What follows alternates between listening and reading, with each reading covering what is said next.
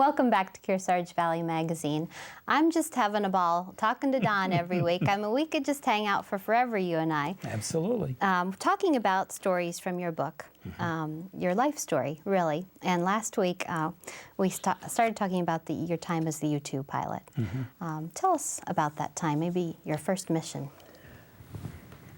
The first long mission, I mentioned last week, I did that first short mission where I just went up and came back down, and it was what they call a how goes it flight, because the one nice thing about being in an organization like the U-2 or any of those types of organizations, if you don't want them, they do not want you. Yeah.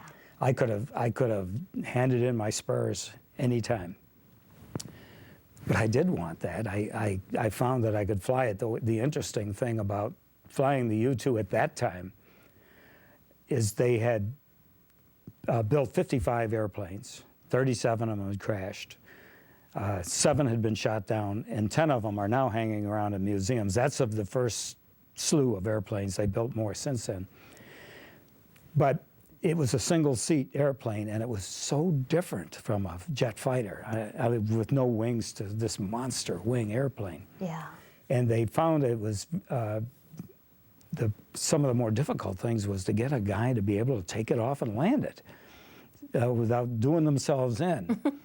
And when we got there, the reason they hired me is because they had been hiring some multi-engine pilots, and they weren't used to the role of doing everything. And as a fighter pilot and an instructor pilot, that's what I did. Yeah.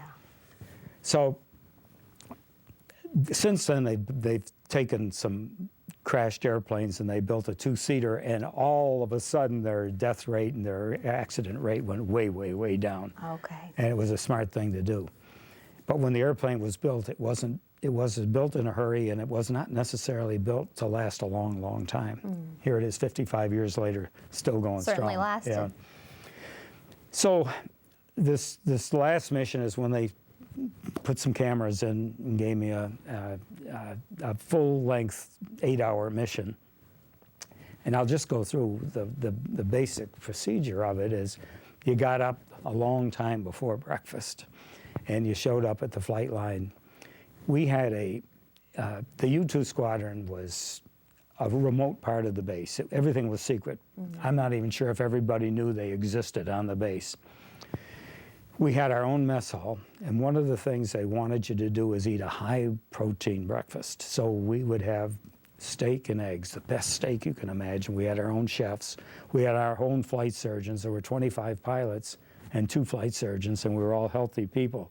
So our kids really had some great care. But we'd have this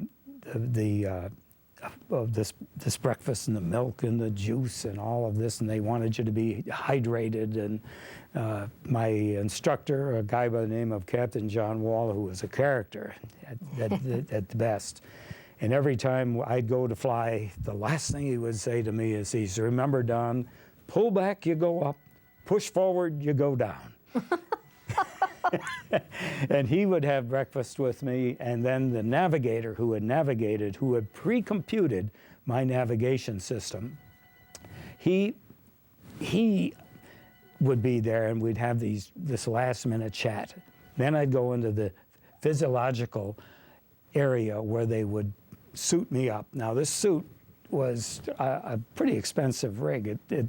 It was like a gigantic girdle, and it was completely sewn up with what looked like shoelaces, and it was made at a factory. You had to go and have a fitting, and right down to your boots and everything, and you had gloves that were sewn in, because no skin could show, because if the skin would show, it would expand and become extremely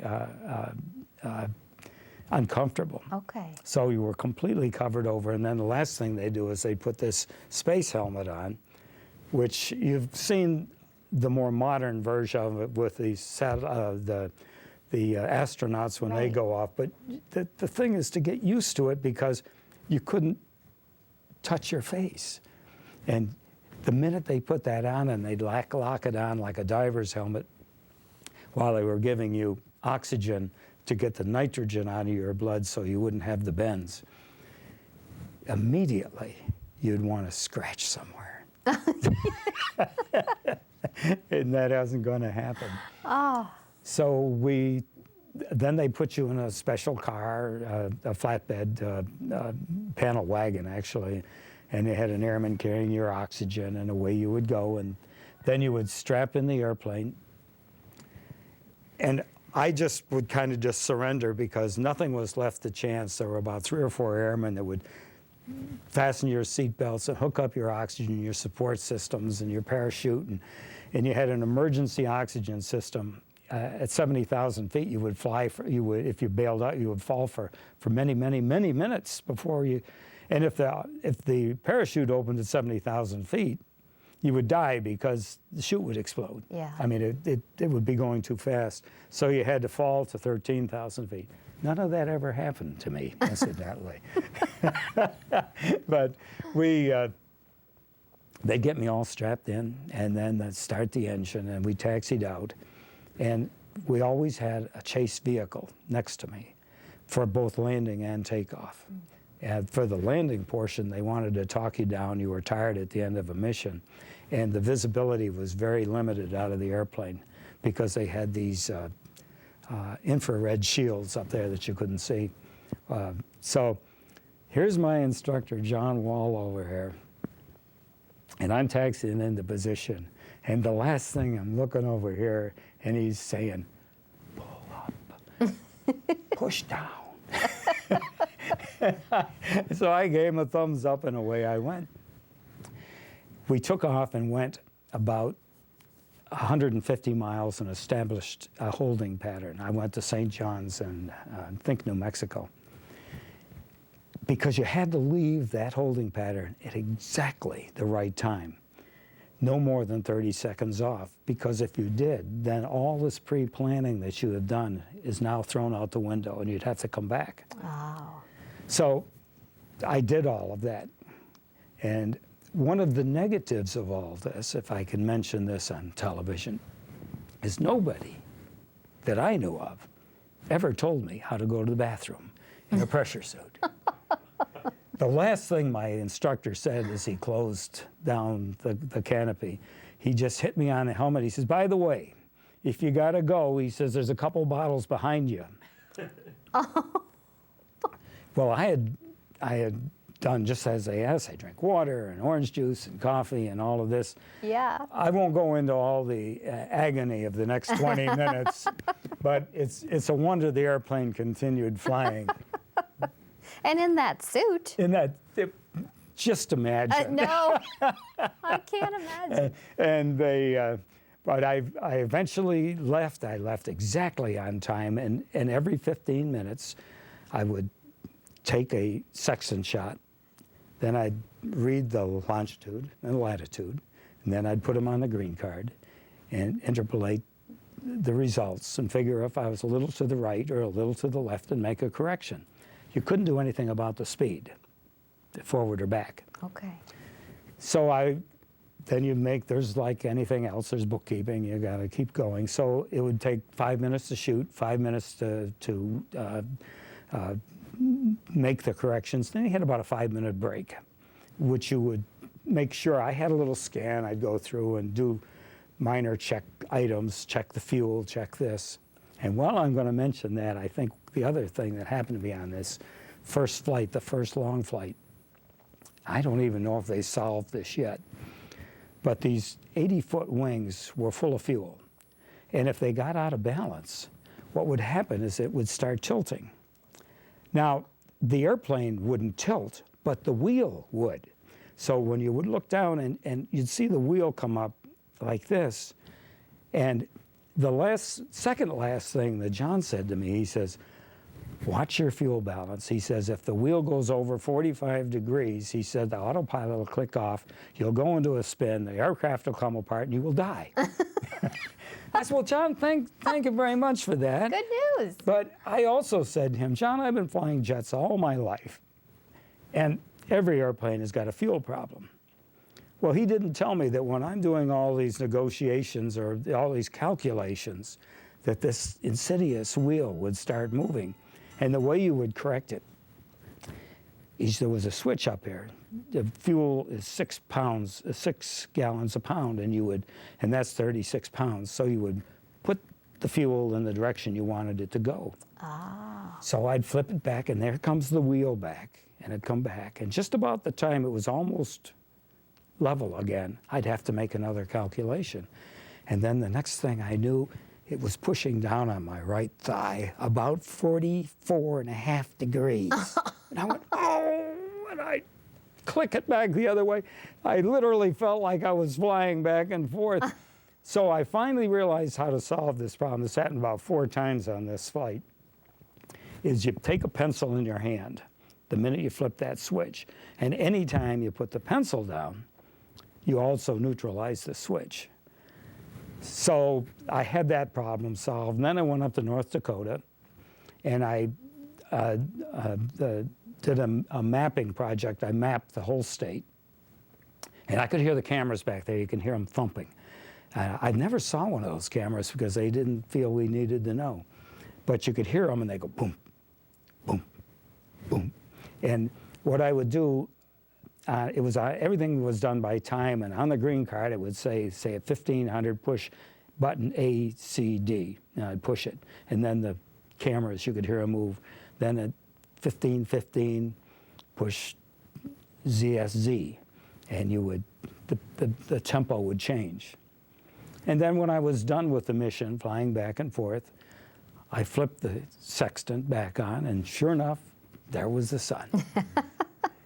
And I flew back down the coast of California, over to San Diego and back to Davis-Monthan. And it took about 8 hours, that first mission, and I wasn't tired, I was exhilarated. But when I flew over California, they asked me to tune into a frequency for a fighter base down there, a F-102 fighter base.